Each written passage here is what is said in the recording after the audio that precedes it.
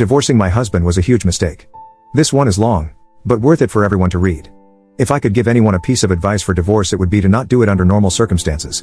If your spouse is beating you or threatening you or your children, then of course get out and fast. In my case, there was no abuse. We were together for 8 years. That was mostly good, and we have 4 kids.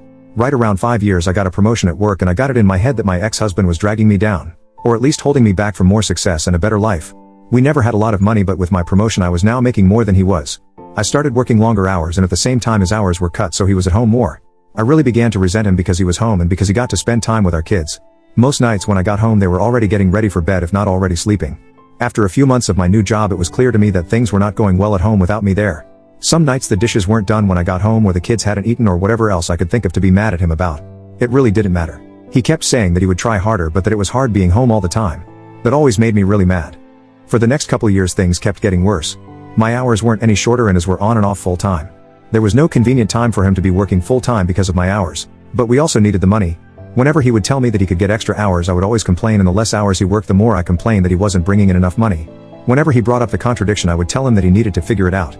I knew that it would bother him, so I started saying that a lot and for everything that I could.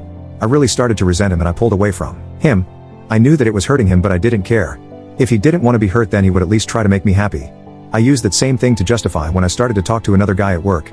I thought he was just a friend, but talking at work turned into texting at home, and then pictures and videos, and then trying to sneak some alone time with him. I knew that it was wrong, but it made me feel so alive. And my husband had not made me feel like that in years. I was tired of being unhappy, and I was doing this for me. The worst was the night that I came home at a reasonable time and found that he had cleaned the whole house, cooked the whole family dinner, and picked out a movie for all of us to watch together. This would have made me swoon a couple years earlier. But that night I couldn't even look at him, and I pretended to be sick.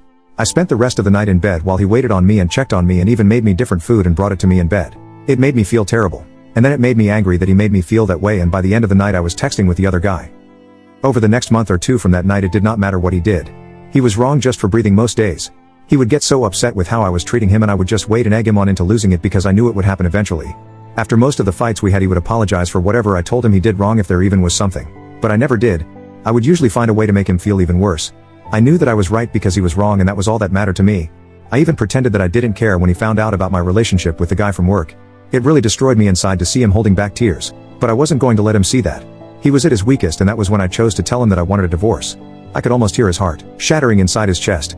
He talked and fought and said that we could work through it together. I really wasn't interested in fixing our marriage, but I mostly ended things with the other guy, but only because I knew I could get it back if I wanted it. I could see that he was trying, and occasionally I would let him know. But for the most part I kept being a huge for any and all reasons that I could think of. I'm not sure how much more the man could have done to make me happy besides finding a job that paid enough for me to not have to work at all. He said that he was looking, but looking and finding are two different things. It was around this time that I discovered this group and a few others. I started posting things about him, from my perspective only, and I got so much positive feedback for how I was feeling that I knew I was right. The more I posted, the more validation that I got. It wasn't just me who knew that XH wasn't worth keeping around. I had the whole internet telling me how terrible he is. I started saying awful things to him and even outright ignoring him. I was so confident with mine and everyone else's opinion that I contacted a lawyer, and within a couple weeks had filed for divorce. I continued to use this site and a couple others to validate my feelings and for encouragement to go through with it. And finally it was done. It went pretty smoothly. XH didn't ask for much besides to not get divorced and to try to work it all out. I didn't care about that though. He was broken, but I was free. I could do whatever I wanted without having to feel any guilt or answer to anybody. It was an amazing feeling of freedom. It didn't last long though. In the first month after he moved out, I missed garbage day 3 times. There was also rarely a single clean dish, and the laundry sat in piles so long that I had to start doing the sniff test to see if it could be worn again. I also never saw my kids more miserable. My oldest had seen some of the messages from the other guy months earlier, and she knew that XH still wanted to try to work it out. It didn't take her long to stop talking to me at all, except to say that she wanted to go to XH house. The others all told me that they wanted to live with XH too. I did my best to try to make them happy, but I ended up just buying them toys all the time, and the happiness only lasted minutes. I also was having a lot of trouble with work. Being alone, I couldn't work all those extra hours that I was expected to. I finally gave in and started calling XH to watch the kids. He would always come over as soon as he could, and he always asked me if I needed anything. When I would get home, I would find clean dishes and laundry and even dinner sometimes. He would never say too much after I got home. He would just say to call him if I needed anything and leave. One night he took out the garbage and brought it to the curb because it was garbage night, and I forgot again. He always looked so sad when it was time to go. Finally, after a couple months, my friends convinced me to go out on a date. It was for dinner and a movie, and I was excited and hopeful. But at dinner I started getting a feeling of overwhelming guilt. It got so bad that I ended up not even going to the movie. A week and about 1 million tears later, I was on a therapist's couch. I told her everything that had happened, starting with the promotion that I got at work. She did not agree with me or with any of the encouragement to divorce that I got. I ended up in her office 2 and sometimes 3 times a week, and the more that I talked to prove that I was right, the more that I started to see how wrong I was. It was truly heartbreaking. I don't know if I cried as much in my whole life as I did in the first month in her office. After about $2,000 of therapy sessions, I learned that my ex had his faults, but I figured out that mine were so much worse.